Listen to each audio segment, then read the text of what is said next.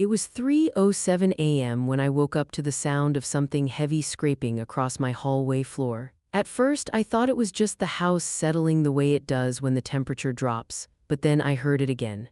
Drag thud. Drag thud, slow, heavy, too heavy to be anything normal. I held my breath, the kind of breath you hold when your gut tells you something isn't right. I pulled my robe tight, slid out of bed, and cracked my door open just an inch. That's when I saw him, Daniel, my son-in-law, standing at the end of my hallway with his back hunched and his muscles straining as he dragged something across the floor. My suitcase, not just any suitcase, my old navy blue one. The one I hadn't touched since my last trip with my husband before he passed. I knew exactly where I kept it, and it sure wasn't anywhere Daniel should have been digging. He froze when he noticed me. Slowly, he turned his head and I saw sweat beading on his temple and something flickering in his eyes. Something jittery, something desperate. "Daniel," I whispered because my voice didn't want to work. "What on earth are you doing?" His whole body jerked like he'd been shocked. Then he forced a smile, a stiff, fake one that didn't match the fear in his eyes. "Oh, Mom," he said, rubbing the back of his neck, "didn't mean to wake you. I'm just taking out some old trash from the storage room, found this suitcase and figured I'd toss it." Trash, at 3 in the morning, in a suitcase that looked like it weighed more than a grown man. My chest tightened. "That suitcase isn't trash," I said quietly. "It's mine." His grip tightened, his throat bobbed, and that smile slipped for half a second before he shoved it back on. "Oh yeah, right, sorry, I didn't put anything in it. Just clutter." That was the first lie. I felt it, deep. His shirt was wrinkled, damp with sweat, his hands shook, his eyes kept darting toward the door. "Go back to sleep, Mom," he said, voice strained. "Amanda and I have a busy day tomorrow, I'll take care of everything." Then he yanked the suitcase again, dragged a thud, and before I could say another word, he pushed it outside and shut the door behind him. The lock clicked, loud, final. I stood there barefoot on the cold wood, feeling my heartbeat in my throat. Something was terribly wrong, and I couldn't shake the feeling that whatever Daniel was hiding was meant to disappear before sunrise. Before I tell you what I found, maybe you should know who I am. My name is Elaine Porter. I'm 62 years old, a widow, and the kind of mother who never imagined she'd one day fear her own son-in-law. If you're listening, tell me where you're watching from, and don't forget to hit like because what happened next changed everything. The sun wasn't even up when I slipped out of the house. I hadn't slept, not even for a minute. Every time I closed my eyes, I saw Daniel's face in that dark hallway, pale, sweaty, twitchy, and I kept hearing that sound in my head. Drag-o thud, like something inside that suitcase didn't want to be moved. At 6:12 a.m., I stepped out into the backyard. The grass was damp with morning dew, cold against my feet. I walked toward the old garden shed, the one my husband built 20 years ago. I don't know why I went there first. Call it instinct, call it fear, call it the voice inside me that had been whispering all night, "Elaine, look." And then I saw it. My navy blue suitcase sitting behind the shed, half hidden under dead leaves and smeared with dirt like someone tried to bury it in a hurry.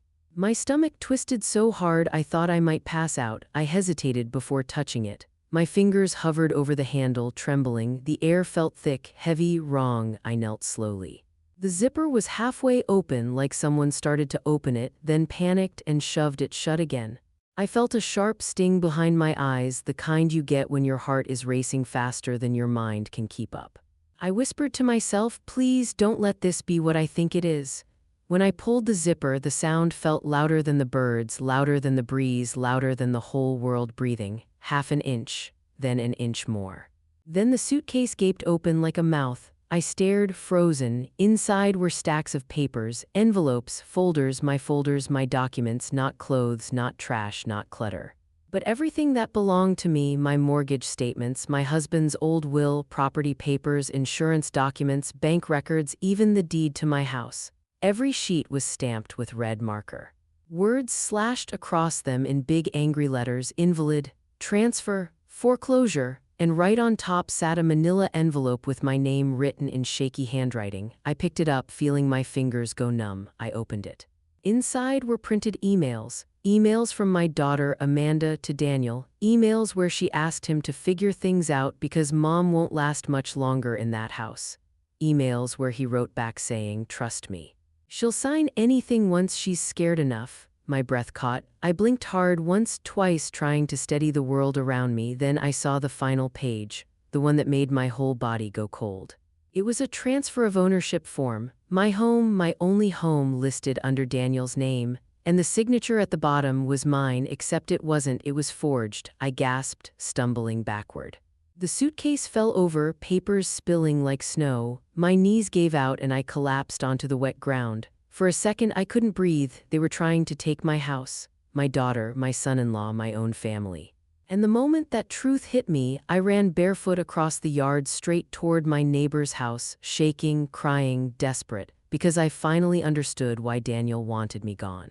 My neighbor, Mrs. Turner, opened her door so fast you'd think she'd been standing right behind it. I must have looked wild, hair messy, robe soaked from dew, feet muddy. I couldn't even get words out at first. I just held out the forged document with shaking hands. She grabbed my shoulders gently. "Elaine, honey, breathe, come inside." I stepped into her warm kitchen, but my whole body was trembling. My heart felt like it was trapped in my throat. I sat down at her table and she made me a cup of peppermint tea, even though my hands were shaking too hard to hold it. She stared at the papers spread across her table, my mortgage, the forged signature, the emails, the legal transfer forms. Finally, she whispered, "Sweet Lord, they were gonna steal your house." I nodded, covering my face with both hands. My voice cracked when I tried to speak. I trusted them, Judy. I trusted my own daughter. I thought maybe I was being paranoid last night, but my voice broke again. I didn't want to believe she'd ever do something like this. Judy sighed softly and rubbed my back. People do crazy things when money gets involved, but what Daniel did. Dragging your suitcase out at 3 a.m., hiding it behind the shed, that ain't normal, honey, that's criminal. I let out a shaky breath, and then she said something that made the world freeze. "Elaine, this ain't the first time he's been sneaky." I looked up fast. "What do you mean?" She hesitated, like she didn't want to say it but knew she had to. "Last month.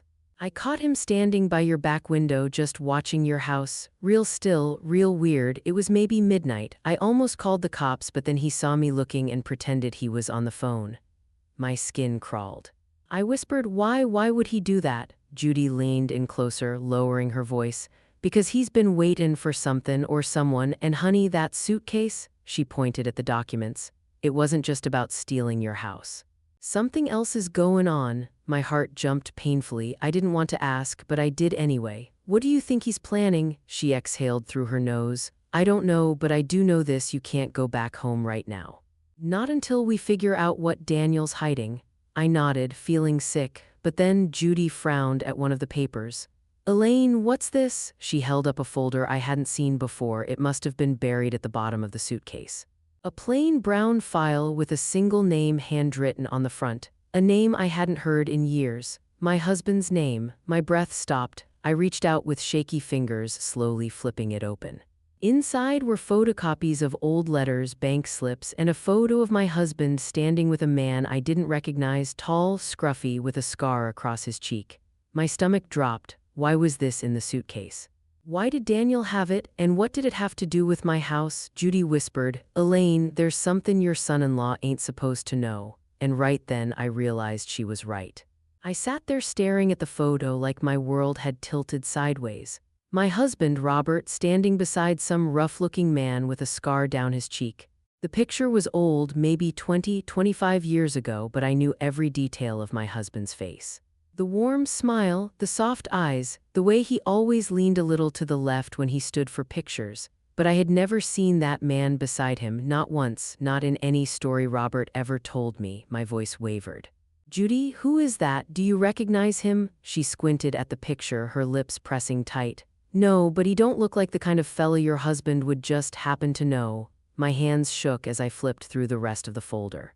There were letters, handwritten, smudged, some torn at the edge. My husband's writing, but rushed, stressed, nothing like the neat handwriting he used for birthday cards and notes on the fridge. And then I found something worse. A bank slip. Dated years ago, a transfer of $10,000 to a name I didn't recognize. My voice cracked. "Robert never told me about any of this." Judy placed a hand on my arm. "Honey, are you sure he didn't hide this stuff to protect you?" I swallowed hard. "But why would Daniel have it? How did he get this?" My chest tightened as another thought hit me. Unless Daniel had been digging into Robert's past. Unless he'd found something he shouldn't have. Unless this was the leverage he planned to use to scare me, isolate me, and take the house. I felt the room tilt. Judy, what if Daniel's using this to make it seem like the house isn't legally mine? She froze. You think he'd go that far? I whispered. He forged my signature. He hid these papers. He dragged the suitcase out at 3 in the morning. Judy, he would. A quiet knock suddenly sounded at her front door. We both froze. My heartbeat thudded against my ribs once, twice. A slow, heavy third time. Judy stood up, frowning. Who the hell is knockin' at 7 a.m.? She peeked through the side window, then stiffened. Elaine, it's Amanda, my daughter. My throat tightened. Don't open it. But Judy whispered sharply, she's your daughter, maybe she knows what's going on. I shook my head, tears pricking my eyes. Judy, she emailed him, she helped him. She wanted me out of that house?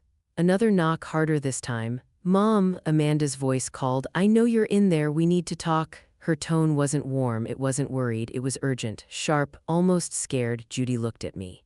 You want me to tell her to leave? Before I could answer, Amanda's voice wavered. Mom, please, I didn't know what Daniel was planning. You're in danger. Danger, the words sliced straight through me. I felt my breath stop as Amanda yelled, Mom, open the door. He's not just trying to take the house, he's hiding something worse. My blood turned cold. Because the fear in her voice wasn't fake, it was real.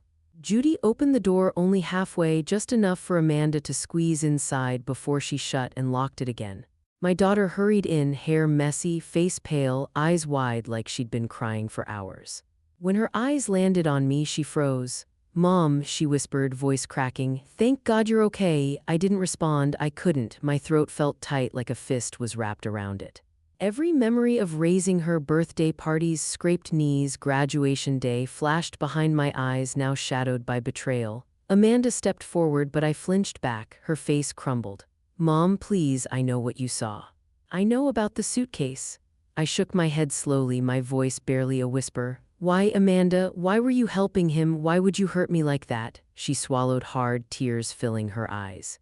I swear I didn't know what he was planning. I thought what? My voice cracked louder than I meant. That I'd just roll over and die quietly somewhere else. She winced. No, God, no.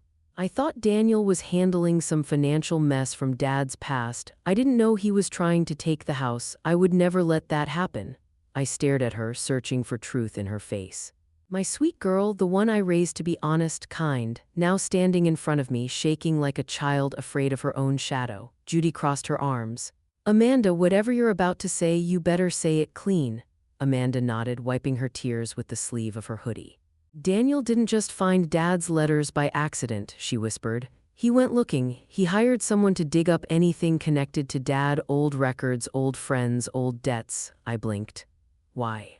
Why would he do that? Amanda took a shaky breath. Because Daniel is in trouble, Mom, real trouble. He owes money to someone dangerous. My heart dropped. Who? She looked toward the brown folder on Judy's table, the one with my husband's old photo and the stranger with the scar.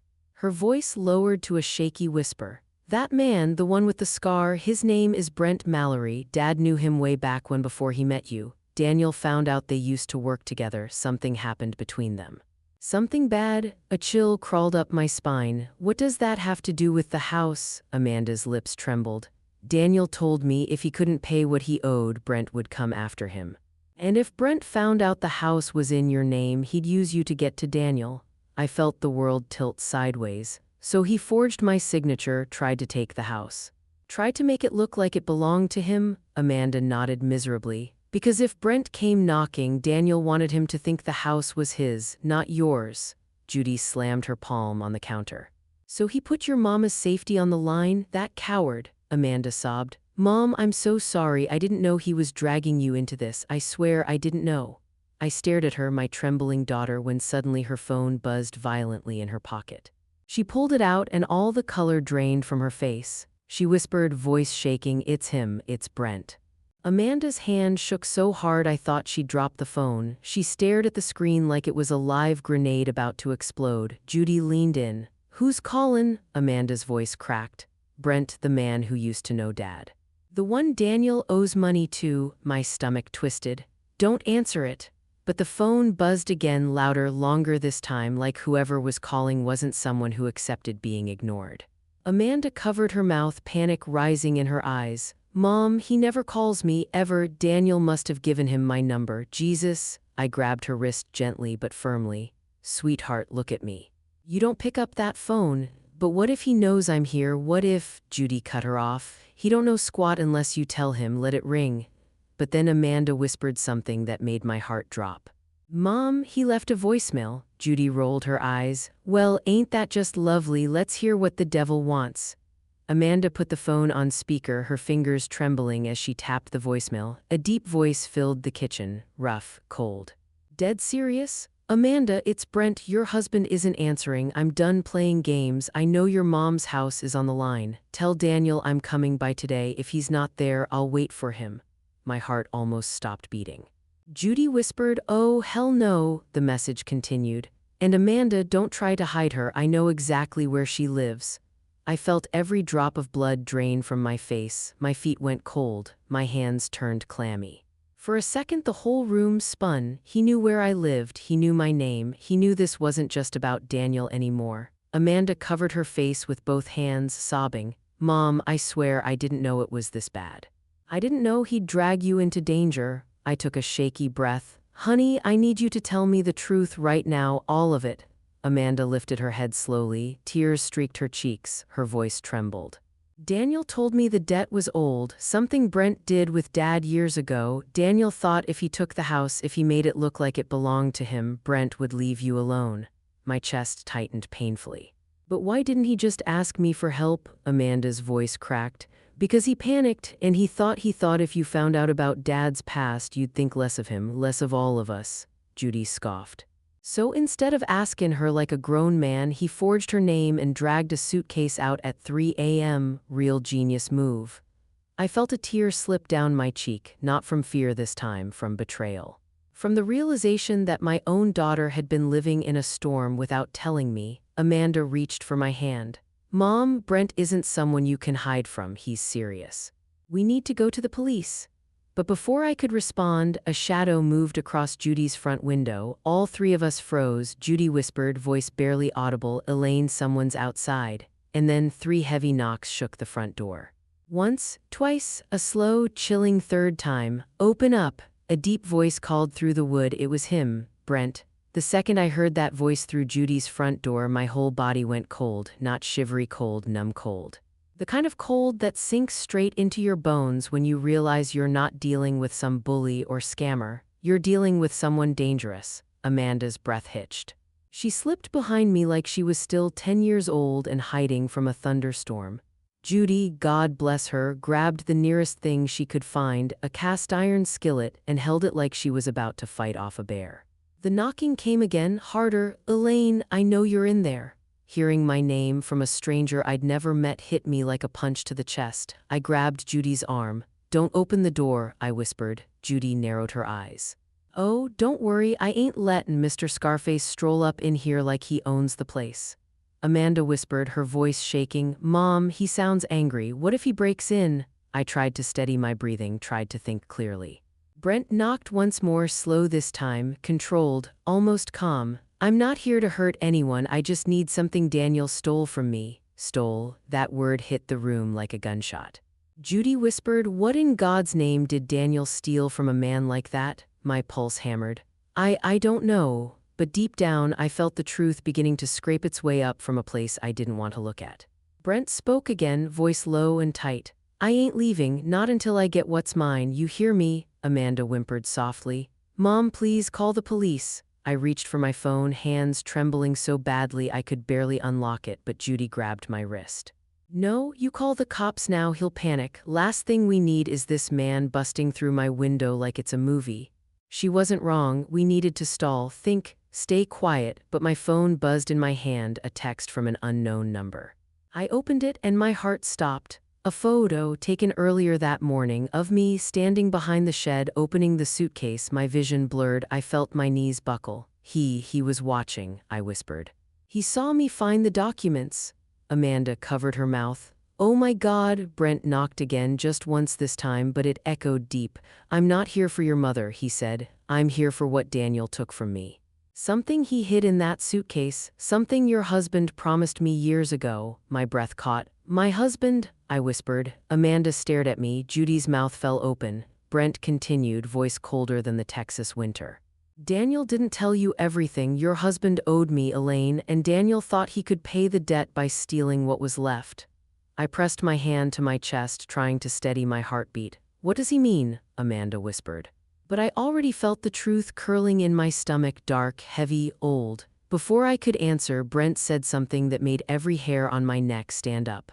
"Open the door, Elaine. I need to tell you what your husband did before Daniel ruins everything." Judy looked at me, eyes wide. "Lord help us," she whispered. "This ain't just about your house." Judy tightened her grip on the skillet, her knuckles turning white.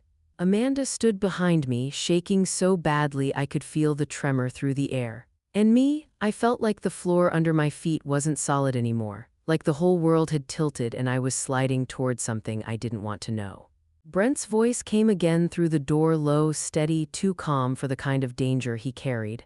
"Elaine, your husband made a promise he never kept. Daniel thought he could fix it, but he made it worse." I squeezed my eyes shut. "My husband, Robert, the man who used to tuck love notes into my coat pocket, the man who prayed over dinner every night, what could he possibly have done to tie Daniel, me, and this stranger together?" Judy leaned toward me and whispered, "Do not open that door. I don't care what stories he's got." But Brent knocked once more, just a soft tap this time. "Your husband trusted you, Elaine. He left something behind. Something Daniel found, something he shouldn't have." My stomach clenched. "He's talking about the folder," I whispered. Amanda blinked. "Which folder?" "The one from the suitcase, the one with Dad's letters." "And the photo with that man?" Amanda's face drained of color. "Mom, what if Dad wasn't who we thought he was?" I shook my head hard. "No, don't say that. Your father was a good man." But even as I said it, my chest tightened with doubt. Judy whispered, "We need to figure out what Brent wants." "Maybe we should." A sudden loud bang made us all jump, not the door, the window. Brent's shadow passed across the curtains. He wasn't leaving, he was circling the house. Amanda grabbed my arm. Mom, he's trying to look inside." I looked toward the folder on the table. The brown one full of secrets I didn't understand. My husband's letters, that photo of him and Brent, that old bank slip. I didn't want answers, but answers had found me. My phone buzzed again, another text from the unknown number, another photo. This time it was a close-up of Robert, younger, standing shoulder to shoulder with Brent, a warehouse in the background. Boxes stacked behind them, and underneath the photo a message. "Ask him about 1997. My heart lurched. 1997 was the year Robert took an unexpected trip he never explained, said it was for work. Said it was nothing. He came back quieter, more tired, but I never pushed. Amanda whispered, "Mom, what happened in 1997? I didn't know, I didn't want to know, but Brent clearly did." Another knock shook the back door this time. "Elaine," he called, voice rougher now, "I ain't here for trouble, but your husband lied to me, and Daniel stole what he left behind. I need you to hear the truth." Judy stepped in front of me like a mama bear. "Back off. We're calling the police." Silence. Then Brent said something that made my chest collapse inward. "Call whoever you want, but if I don't get what belongs to me, Daniel won't make it through the day." Amanda gasped. "What?" I felt the world tilt again. This wasn't just about my house. This wasn't just about the past. This was life or death, and my daughter's husband was trapped in the middle. The moment Brent said those words, "Daniel won't make it through the day," Amanda broke. She stumbled backward, her hand clamped over her mouth, tears spilling fast. No, he can't hurt Daniel." "Mom, please do something." I grabbed her shoulders gently. "Amanda, breathe, just breathe." But inside, my heart was slamming so hard I thought it might crack my ribs. I wasn't blind. I knew Daniel had put us all in danger. I knew he'd lied, forged my name, tried to take my house. But hearing another man threaten his life, it hit me like ice water down my spine. Judy peeked through the side curtain, just a sliver, then snapped it shut. "Damn it, he's still out there. He ain't movin'." Amanda wiped her face with shaking hands. "Mom, Dad never said anything about any of this. Why would he keep something like this hidden?" The folder on the table seemed to stare at me like it held the answers and the danger all at once. I swallowed hard. I don't know, but Brent thinks your father left something behind, something Daniel found, something worth threatening for. Amanda pressed her palm to her forehead. What could Dad possibly leave like that? He was a mechanic, Mom. A good one. He fixed cars and changed oil. And Amanda stopped. Her eyes widened. Wait, the trip, she whispered. Mom, the trip he took in 1997. My blood turned cold. Amanda, stop. No, Mom, think about it. Her voice trembled. He left for 2 weeks, no explanation, no details. He didn't even tell us where he stayed. I looked down at my hands, fingers trembling. I had buried that memory deep. I never wanted it to mean anything. But Brent banging on this house, Daniel forging my papers, Amanda crying in front of me, nothing about this was normal. Another knock, this time softer but colder, came from the back porch. Elaine, Brent called. I see the folder on the table. Don't make me come in for it. Judy jolted. Oh, hell no. He ain't comin' in here for nothin'. Amanda turned to me, desperate. Mom, what should we do? I felt my breath shake out of me. We need to buy time. For what? She whispered. For the truth, I said quietly.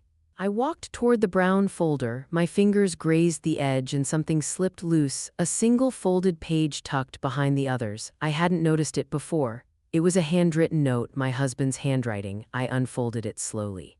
Elaine, it said, if you're reading this, it means Brent has come looking again. Do not trust him. Do not let him near our family. And whatever you do, do not let him find the key. My breath stopped. The room blurred.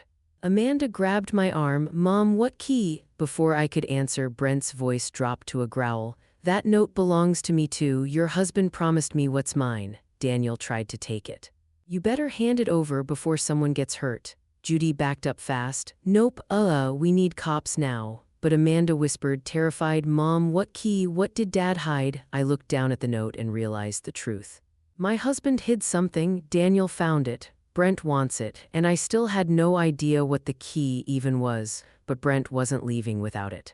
My hands shook so hard I almost dropped the note. The word key felt like it burned straight through the paper. Amanda hovered beside me, her breath coming fast and shallow. Mom, what's he talking about? What key? I swallowed hard.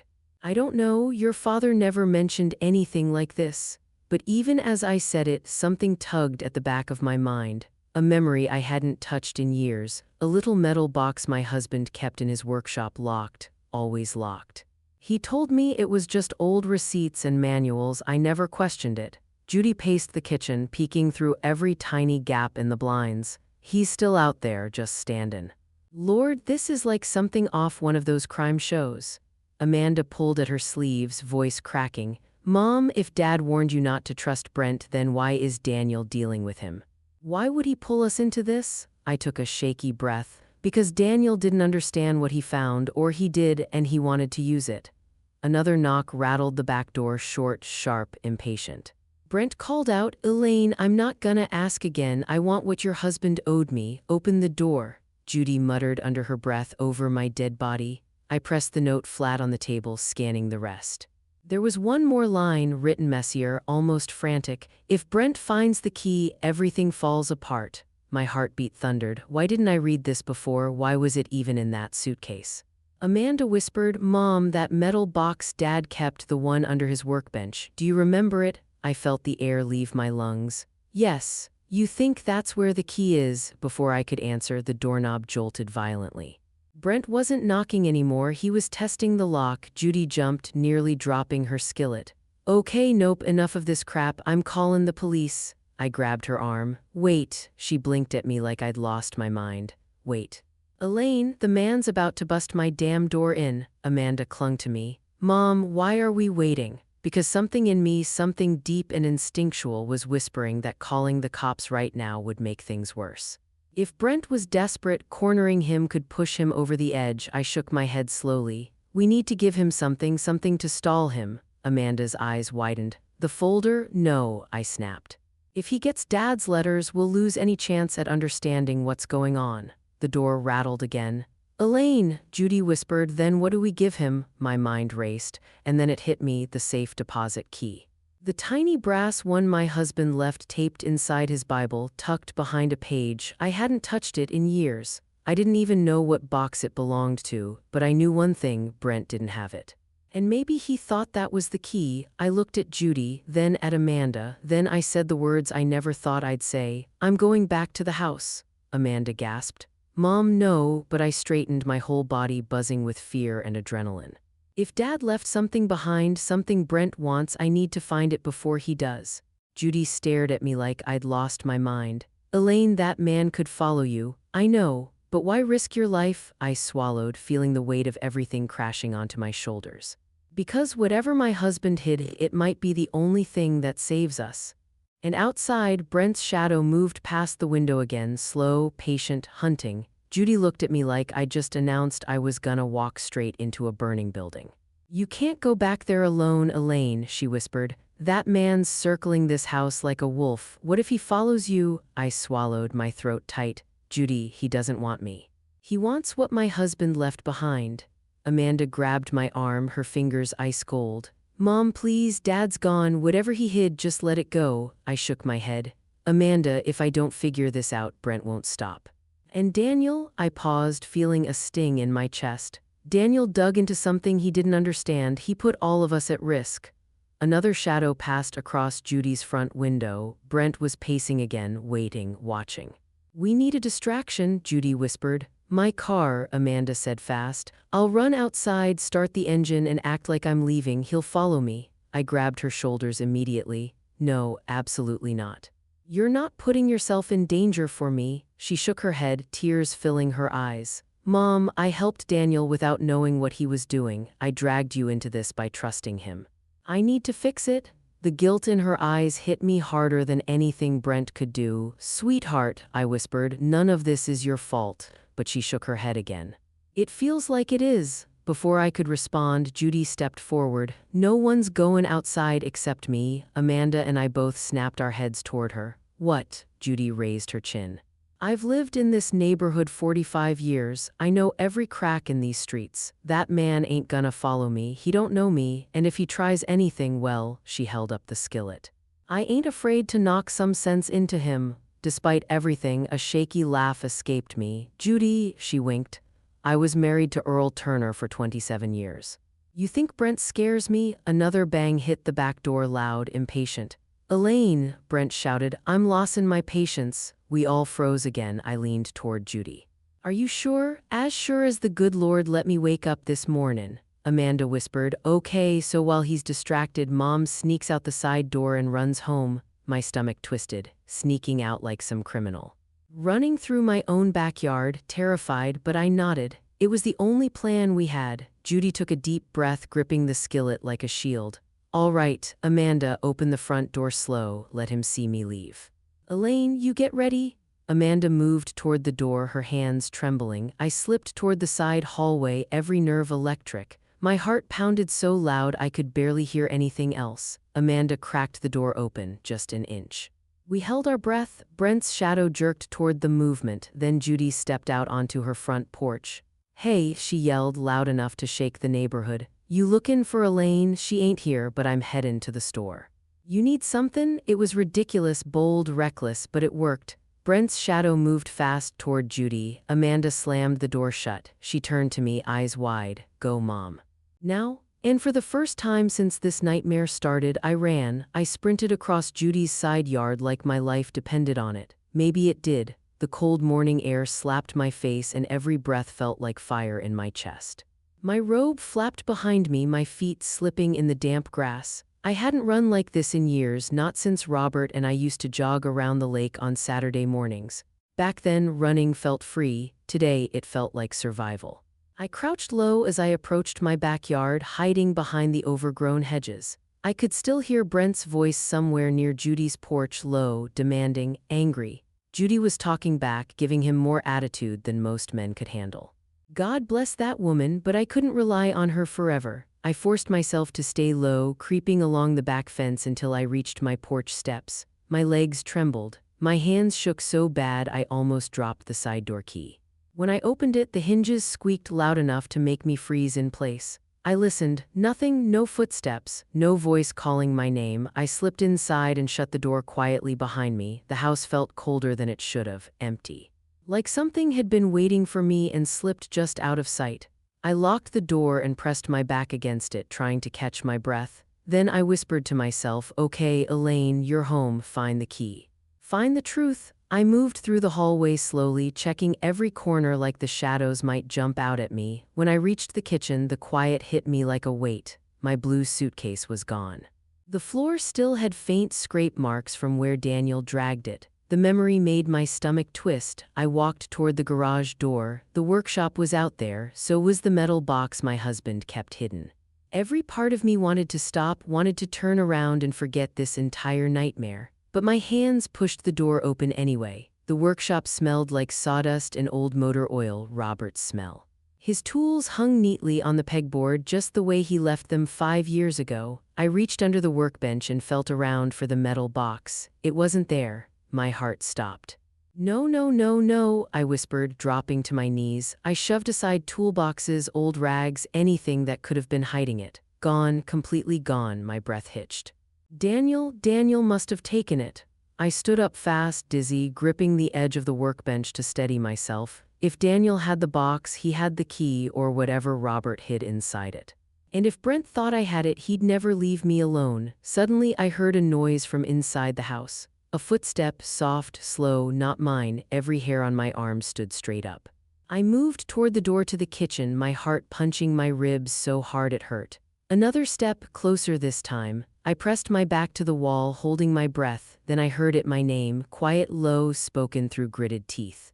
"Elaine," I froze. It wasn't Brent's voice. It was Daniel's. I turned slowly as he stepped into the doorway, clothes dirty, hair disheveled, eyes wide with fear and something darker. "Elaine, we need to talk," he whispered. And then he shut the door behind him. Brent kicked the workshop door open so hard it slammed against the wall. He filled the doorway like a storm, jaw clenched, fists tight, eyes full of the kind of rage that makes your blood turn cold. Rain dripped from his clothes as if he'd walked straight out of hell to find us. I froze. Daniel stepped in front of me, shaking so hard I could hear his teeth click. "Brent, please, I brought you the key." "Just let her go." Brent's eyes snapped toward the workbench, toward the small, rusted key lying there. "So there it is," he growled. "The treasure your husband died protecting." Every word hit me like a punch. I forced my voice out.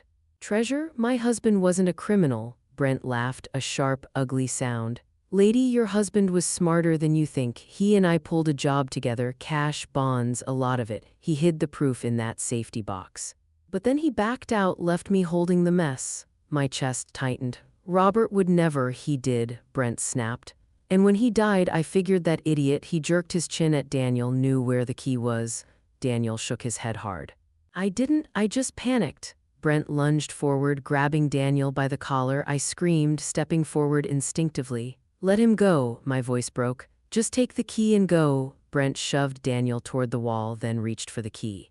But something in me snapped. I grabbed the key first and held it behind me. Brent's face twisted. "Give it to me, old woman." "No," I said quietly, "because whatever my husband did, he's not here to defend himself. And I won't let you twist his memory into something ugly." Brent took one step toward me, then another. Daniel stumbled up beside me. "Elaine, run!" But before Brent could reach us, the workshop lights exploded into brightness. Sheriff Hayes stepped inside, gun drawn, voice steady. "Brent Lawson, step away from her." Brent froze. I exhaled so sharply my knees gave out. Daniel caught my arm to steady me. The sheriff moved fast. "Hands where I can see them." Brent hesitated, then dropped his hands, defeated. The cuffs clicked around his wrists as he glared at me. "This isn't over," he hissed, but it finally was. When the sheriff walked him out, the whole house felt lighter, like someone had opened a window after years of suffocating air. Daniel slumped beside me, crying in a way that didn't look like guilt anymore, but release. "I'm sorry," he whispered, "for everything." I looked at him for a long moment, then nodded. "I know, and I forgive you, but forgiveness doesn't erase consequences. You're going to fix what you broke, all of it." He nodded hard, and he did. In the weeks that followed, the bank opened the safety deposit box with law enforcement present. Inside were old records, proof of Brent's crimes, not Robert's. My husband had been trying to protect me all along. The relief almost brought me to my knees. Daniel started therapy, rebuilt trust with my daughter, and worked to regain my respect one small act at a time. As for me, I finally slept through the night again. If you're still here with me, thank you for listening to my story. Tell me where you're watching from and don't forget to like and subscribe because some truths take years to surface, but when they do, they change everything.